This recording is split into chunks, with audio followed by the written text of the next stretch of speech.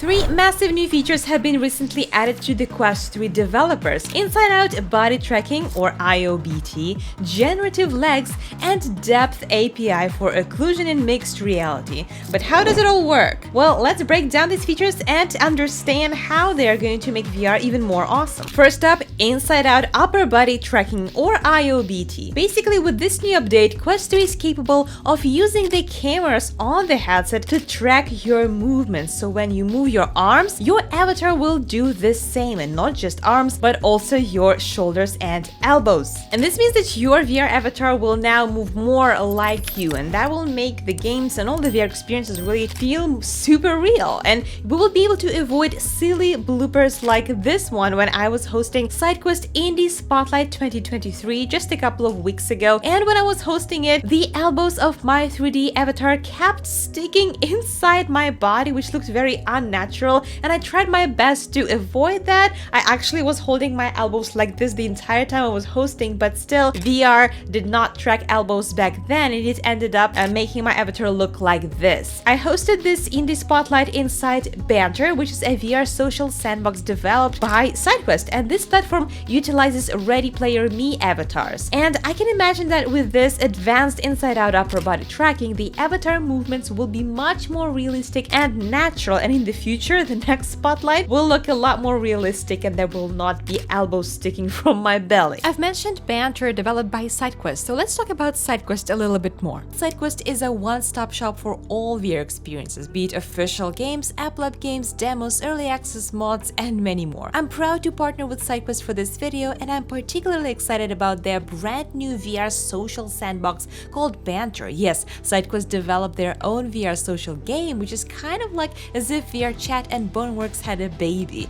It has a really cool physics engine which enables some insane physics-based experiences, something I've never seen in any other VR social app before. And the best part is that from now until Christmas, SideQuest are giving away one Quest 3 every week to a random user who's online in Banter during the time of drawing. Drawing times are random, of course, so the more time you spend in Banter, the higher are your chances to win, and you don't even need to have a VR headset to enter, because Banter has a 2D client that you can get on Steam for free, so literally nothing is stopping you from enjoying this awesome social platform and entering the giveaway. You will find all the links in the description, and thank you so much SideQuest for sponsoring this video. Of course, one thing we should remember is that it only tracks your upper body, right? So your legs are still sort of a mystery to these VR experiences unless you have full body tracking, but so far they are not really compatible with Quest 3. So how are we going to solve this leg mystery? Enter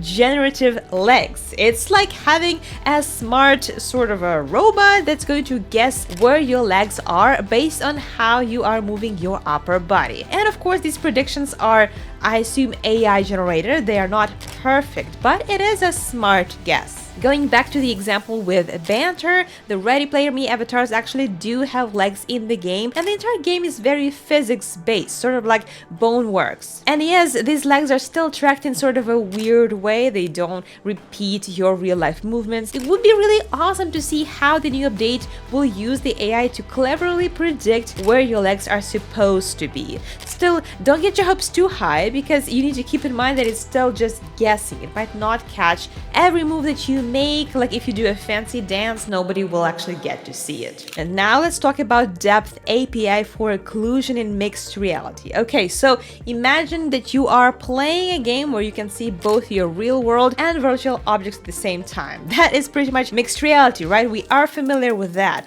But API occlusion is capable of doing something we haven't seen before. Essentially, occlusion is where these virtual objects can hide behind the real things, just like the real cat, for example, can hide behind your couch. So up until now, the VR objects were constantly on top of the real ones, no matter where they are, even if there was a virtual screen or a menu in front of you, and if you brought your hands even all the way close to your eyes, the virtual object in front of you would always stay on top of your hand. But these things things will change with the Depth API for Occlusion update. The Depth API will help the game to understand what's closer and what's further away, and it will understand that the hand will be on top of the virtual object, so it will hide the virtual object behind it. And that way your VR and especially mixed reality experiences are going to be way more realistic. So things will actually appear the way they should, because up until now that was one of the aspects that really broke the immersion. Of course, this technology is not perfect yet. It might not catch every tiny detail of your real hand, for example. So like the spaces between your fingers are likely to be maybe not tracked as perfectly,